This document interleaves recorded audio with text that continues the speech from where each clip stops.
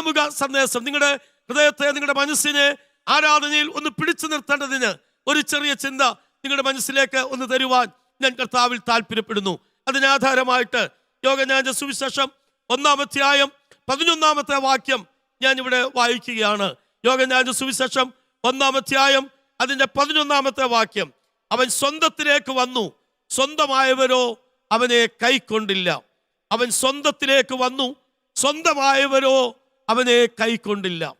നമ്മുടെ വാഴ്ത്തപ്പെട്ട കർത്താവ് ഈ ഭൂമിയിലേക്ക് കടന്നു വന്ന സന്ദർഭവുമായി പരിശുദ്ധാത്മാവ് രേഖപ്പെടുത്തിയിരിക്കുന്ന ഒരു വാക്യമാണ് നമ്മൾ വായിച്ചത്. സാക്ഷാൽ വചനമായിരുന്നവൻ, സാക്ഷാൽ ദൈവമായിരുന്നവൻ മനുഷ്യനെ രക്ഷിക്കുവാൻ വേണ്ടി മനുഷ്യവേഷമെടുത്ത് സ്വർഗീയ മഹിമകളെ വെടിഞ്ഞ് ഈ താണലോകത്തിലേക്ക് അവൻ ഇറങ്ങി വന്നു. ഒരു സാധാരണ മനുഷ്യനായി അവൻ ഇറങ്ങി വന്നു. ഞാൻ വ്യക്തമായത് പറയുന്നുണ്ട്. അവൻ സ്തോത്രം, അവൻ തേജസ് ഉണ്ടായിരുന്നവൻ, കൃപയിൽ നിന്നവൻ, പിതാവിന്റെ വലത്തുഭാഗത്ത് തന്നോടുകൂടെ ആയിരുന്നവൻ, എല്ലാം ഉപേക്ഷിച്ച് മാനവജാതിയുടെ രക്ഷയ്ക്ക് വേണ്ടി ഈ ഭൂമിയിലേക്ക് കർത്താവ് ഇറങ്ങി വന്നു. ആ കർത്താവിനെ കുറിച്ച് പരിശുദ്ധാത്മാവ് രേഖപ്പെടുത്തിയിരിക്കുക. അവൻ സ്വന്തത്തിലേക്ക് വന്നു, സ്വന്തമായവരോ അവനെ കൈക്കൊണ്ടില്ല, അവനെ തള്ളിക്കളഞ്ഞു. ഞാൻ ഇന്ന് പകൽ അവൻ ലഭിച്ച സമയത്തിനുള്ളിൽ നിങ്ങൾക്ക് തരുവാൻ ആഗ്രഹിക്കുന്ന ചിന്ത എന്ന് പറയുന്നത്, അവഗണിക്കുന്നവരെ പരിഗണിക്കുന്ന ഒരു ദൈവമുണ്ട്. സ്തോത്രം. ഇവിടെ നമ്മുടെ കർത്താവായ യേശുക്രിസ്തു സ്വന്തക്കാരാൽ അവഗണിക്കപ്പെടുകയാണ്. എന്നാൽ ദൈവം കൈവിടത്തില്ല, ദൈവം പരിഗണിക്കുന്ന ദൈവം തന്നെയാണ്. ഒന്ന് ഓർത്ത ദൈവമക്കളെ, അവഗണന എന്നുള്ളത് ഏത് സാഹചര്യത്തിലും ഏത് മനുഷ്യന്റെ ഹൃദയത്തെ വളരെ വേദനിപ്പിക്കുന്ന അനുഭവങ്ങൾ തന്നെയാണ്. യോഗ്യമായ അർഹമായ ചില സ്ഥാനങ്ങൾ, അവൻ സ്തോത്രം, മാന്യതകൾ, അംഗീകാരങ്ങൾ കിട്ടാതെ അവൻ സ്തോത്രം കൊള്ളുകയില്ലെന്ന് പറഞ്ഞ്, യോഗ്യതയില്ലെന്ന് പറഞ്ഞ്, കഴിവുകെട്ടേനെന്ന് പറഞ്ഞ് അവൻ നമ്മളെ മാറ്റി നിർത്തുമ്പോൾ, അവൻ സ്തോത്രം അല്ല നമ്മുടെ കൂടെ കൂട്ടാൻ കൊള്ളത്തില്ല എന്ന് പറഞ്ഞ് അവൻ പല വിഷയത്തോടുള്ള ബന്ധത്തിൽ നമ്മളെ ഒഴിവാക്കുമ്പോൾ, ഒഴിച്ചു നിർത്തുമ്പോൾ, നമ്മുടെ ബന്ധുമിത്രാദികൾ, നമ്മുടെ ചാർച്ചക്കാർ, നമ്മുടെ പ്രിയപ്പെട്ടവർ, അവൻ സ്തോത്രം നമ്മുടെ കൂടെ കൂട്ടുവാൻ അവരെ കൊള്ളത്തില്ല, നമ്മുടെ കൂടെ കൊണ്ടുപോകുവാൻ അവരെ പറ്റത്തില്ല. അവൻ സ്തോത്രം പ്രത്യേകിച്ച് ഇപ്പൊ അവർ സ്തോത്രം പറയുന്നവരുടെ കൂട്ടത്തില, ഇപ്പൊ അവർ ആഭരണം ധരിക്കാത്തവരുടെ കൂട്ടത്തില, ഇപ്പൊ അവർ വെള്ളവസ്ത്രം ധരിക്കുന്നവരുടെ കൂട്ടത്തില എന്നൊക്കെ പറഞ്ഞ് ആക്ഷേപിച്ച് അവരുടെ കൂട്ടത്തിൽ നിന്ന് നമ്മളെ അവഗണിക്കുന്ന, ഒറ്റപ്പെടുത്തുന്ന അനുഭവങ്ങൾ എത്ര നമ്മൾ അനുഭവിച്ചിട്ടുണ്ട്. ദൈവത്തിന് സ്തോത്രം. എന്നാൽ ഈ അവഗണന എന്നുള്ളത് ജീവിതത്തിൽ വളരെ ദുഃഖകരമാണ്, വളരെ വേദനാജനകമാണ്. പല പ്രിയപ്പെട്ടവരും അവഗണിക്കപ്പെടുമ്പോൾ അവരുടെ ഹൃദയം കഠിനപ്പെടാറുണ്ട്, വൈരാഗ്യബുദ്ധിയുള്ളവരായി തീരാറുണ്ട്.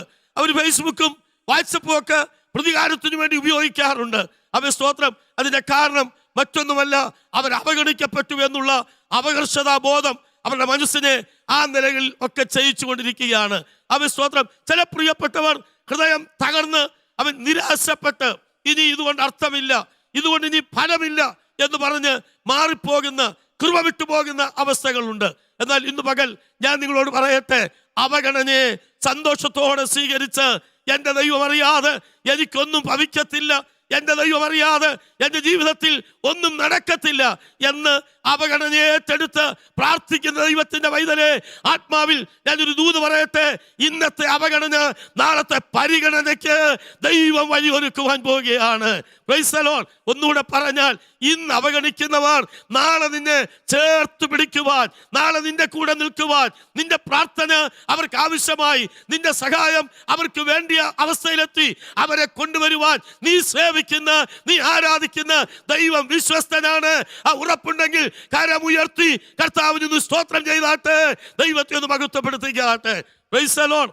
ഒത്തിരി ഉദാഹരണങ്ങൾ അവഗണിക്കപ്പെട്ടവരെ ചരിത്രങ്ങൾ വിശുദ്ധ ബൈബിൾ നമുക്ക് നൽകി തരുന്നുണ്ട്. ഞാൻ ഈ ഭാഗം ധ്യാനിച്ചപ്പോൾ പെട്ടെന്ന് എൻ്റെ മനസ്സിലേക്ക് ഓടി വന്ന ഒരു സംഭവമാണ് ന്യായാധിപന്മാരുടെ പുസ്തകം 11-ാം അധ്യായത്തിൽ ഇഫ്താഹിന്റെ ചരിത്രം. ദൈവത്തിന് സ്തോത്രം. സ്വന്തം വീട്ടിൽ നിന്ന് ഇഫ്താഹിനെ അവർ ഒഴിവാക്കുകയാണ്.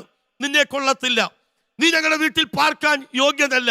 അവൻ സ്തോത്രം, നീ ഞങ്ങളുടെ പിതാവിന്റെ അവകാശം, നീ യോഗ്യനായി അവൻ ഇവിടെ വസിക്കുവാൻ പറ്റത്തില്ല, അവഗണിക്കപ്പെട്ടു, നീ പരസ്ത്രീയുടെ മകന്. അവൻ സ്തോത്രം, നിന്നെ ഞങ്ങൾക്ക് അംഗീകരിക്കാൻ ഒക്കത്തില്ല, നിന്നെ ഞങ്ങൾ സഹിച്ചുകൊണ്ട് പോകത്തില്ല, വഹിക്കാൻ പറ്റത്തില്ല, നീ മാറുന്നില്ല എന്ന് പറഞ്ഞ് ഇബ്താഹിനെ അവർ ആട്ടി ഓടിക്കുന്നു.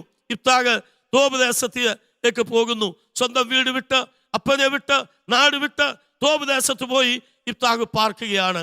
എന്നാൽ കാലഘട്ടം ചക്രം തിരിഞ്ഞു മറിഞ്ഞു. കുറെ കാലം കഴിഞ്ഞപ്പോൾ അമ്മോന്യർ ഇസ്രായേലിനോട് യുദ്ധത്തിനായി പടയ്ക്കൊരുങ്ങി വന്നു. ഇസ്രായേലിനെ രക്ഷിപ്പാൻ, അമേൻ, പടനായകനായിരിക്കാൻ, പട നയിപ്പാൻ, യുദ്ധം ചെയ്യുവാൻ ആരുമില്ലാത്ത ഒരു പ്രതിസന്ധി അവിടെ നേരിട്ടു. ആ സമയത്ത് ഗിലിയാദിലെ മൂപ്പന്മാർ എല്ലാവരും കൂടി ആലോചിച്ചു, എന്താണ് ചെയ്യേണ്ടത്? നമുക്ക് ഇബ്താഹിനെ തേടി പോകാം, ഇബ്താഹിനെ നമുക്ക് കൂട്ടിക്കൊണ്ടുവരാം. അവർ തോബ് ദേശത്ത് വന്ന് ഇബ്താഹിനെ കണ്ടു. അവനോട് കാര്യങ്ങൾ പറയുക, നീ കടന്നു വരണം, നീ മടങ്ങി വരണം, നീ ഞങ്ങളെ യുദ്ധം ചെയ്യണം. അമ്മോന്യരോട് പടവെട്ടുവാൻ വേറെ ആർക്കും കഴിയത്തില്ല, ഞങ്ങളെ നയിപ്പാൻ നിനക്ക് മാത്രമേ കഴിയൂ.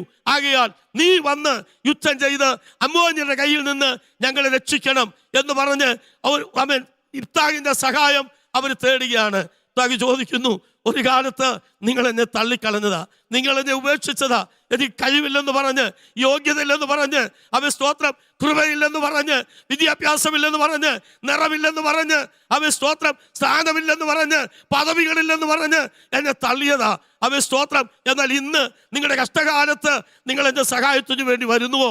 അവൻ സ്തോത്രം. അവർ പറഞ്ഞു, ഇബ്താഹേ, നീ എങ്ങനെ പറയരുത്, നീ വരണം, അവൻ സ്തോത്രം, നീ വരണം. പ്രിയമുള്ളവരെ, ആ 11-ാം അധ്യായത്തിന്റെ അവൻ സ്തോത്രം 8-ാമത്തെ വാക്യത്തിൽ നമ്മൾ ഇങ്ങനെയാണ് വായിക്കുന്നത്. ഗിലിയാദിലെ മൂപ്പന്മാർ ഇബ്താഹിനോട്, നീ ഞങ്ങളോടുകൂടെ വന്ന് അമ്മോന്യരോട് യുദ്ധം ചെയ്യുകയും ഗിലിയാദിലെ സകല നിവാസികൾക്കും തലവനായിരിക്കുകയും ചെയ്യേണ്ടതിന് ഞങ്ങളിപ്പോൾ നിന്റെ അടുക്കൽ ഇങ്ങോട്ട് വന്നിരിക്കുന്നു. അവൻ സ്തോത്രം. ആ പദം നിങ്ങൾ വളരെ ശ്രദ്ധിക്കണം. ഞങ്ങളിപ്പോൾ നിന്റെ അടുക്കൽ ഇങ്ങോട്ട് വന്നിരിക്കുക. എന്തിന്? നിന്റെ സഹായത്തിനു വേണ്ടി. ഒരു നാൾ തള്ളിക്കളഞ്ഞ്, അവഗണിച്ച് കളഞ്ഞ്, കൊള്ളുകയെന്ന് പറഞ്ഞ്, യോഗ്യതയില്ലെന്ന് പറഞ്ഞ് ഉപേക്ഷിച്ച് കളഞ്ഞ് ഇബ്താഹിന്റെ അടുത്തേക്ക് അവൻ സ്തോത്രം, ആ തള്ളിക്കളഞ്ഞവർ തന്നെ ഇപ്പോൾ വന്നിട്ട് പറയുകയാണ്, അവൻ സ്തോത്രം, നീ വരണം, നീ വരണം, നിന്റെ അടുത്തേക്ക് ഞങ്ങൾ ഇങ്ങോട്ട് വന്നിരിക്കുകയാണ്. എൻ്റെ പ്രിയപ്പെട്ടവരുടെ ഹൃദയത്തിൽ, എത്ര പേരുടെ ഹൃദയത്തിൽ ഈ ദൂത് പതിയുന്നുണ്ട്? ഒന്ന് സ്തോത്രം ചെയ്ത് ദൈവത്തെ സ്തുതിച്ചാട്ടെ. എൻ്റെ അനുഭവത്തിലുണ്ട്, പ്രാർത്ഥിക്കണ്ട എന്ന് പറഞ്ഞ് ആട്ടി ഓടിച്ച് കതകു വലിച്ചടച്ച പ്രിയപ്പെട്ടവരുണ്ട്. എന്നാൽ നാളുകൾ കഴിയും മുൻപേ അവൻ സ്തോത്രം, അവർ തന്നെ വിളിച്ചു കൊണ്ടുപോയി പ്രാർത്ഥിപ്പിച്ച അനുഭവങ്ങൾ. എൻ്റെ പ്രിയപ്പെട്ടവരെ, എവിടെ അവഗണിക്കപ്പെടുന്നുവോ അവിടെ അംഗീകരിക്കുന്ന ഒരു ദൈവം നമുക്കുണ്ട്. ഒന്ന് സ്തോത്രം ചെയ്ത് ധൈര്യപ്പെട്ടാട്ടെ, ഒന്ന് ബലപ്പെട്ടാട്ടെ. ഇല്ല, ഇന്നത്തെ നിന്റെ അവഗണന നിന്റെ തകർച്ചയ്ക്കല്ല. അവൻ സ്തോത്രം, ഒരു പുതിയ തുടക്കം ദൈവം നിനക്ക് തരാൻ പോവുകയാണ്.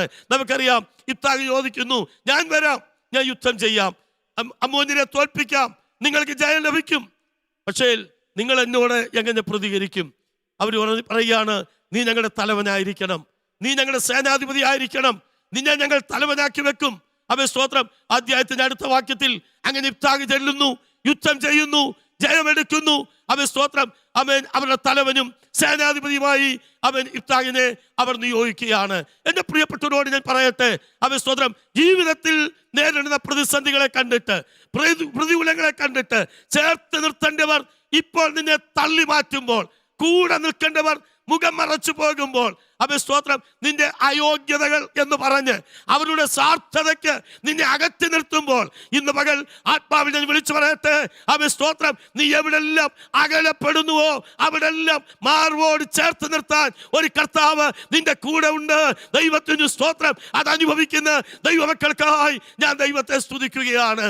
Price the Lord. BC 606 അവൻ നെബൂഖദ്നേസർ രാജാവ് യെരൂശലേം ആക്രമിച്ച് ചില യഹൂദബാലന്മാരെ പിടിച്ചുകൊണ്ടുപോകുന്ന ചരിത്രം നമുക്ക് ദാനിയേലിന്റെ പുസ്തകത്തിൽ കാണുവാൻ കഴിയുന്നു.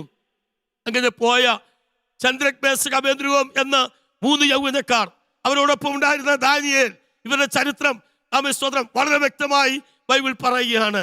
നോക്കിയേ, പ്രമാണത്തെ മുറുകെ പിടിച്ചതുകൊണ്ട്, വിശ്വസ്തയോടെ ദൈവത്തെ സേവിച്ചതുകൊണ്ട്, ദൈവത്തോട് പ്രാർത്ഥിച്ചതുകൊണ്ട്, ഇത് പ്രാർത്ഥനാ മാസമാണല്ലോ, പ്രാർത്ഥിച്ചതുകൊണ്ട്, ദൈവസന്നിധിയിൽ ഹൃദയം പകർന്ന് അവൻ പ്രമാണത്തിൽ നിന്നതുകൊണ്ട്, ഉപദേശത്തിൽ മായം കലർത്താതെ അവൻ സ്തോത്രം വചനത്തിൽ അതിന്റെ വ്യവസ്ഥയിൽ നിന്നതുകൊണ്ട് അവർ 3 പേര് തീച്ചുളക്കകത്തേക്ക് എറിയപ്പെടേണ്ടതായിട്ട് വന്നു.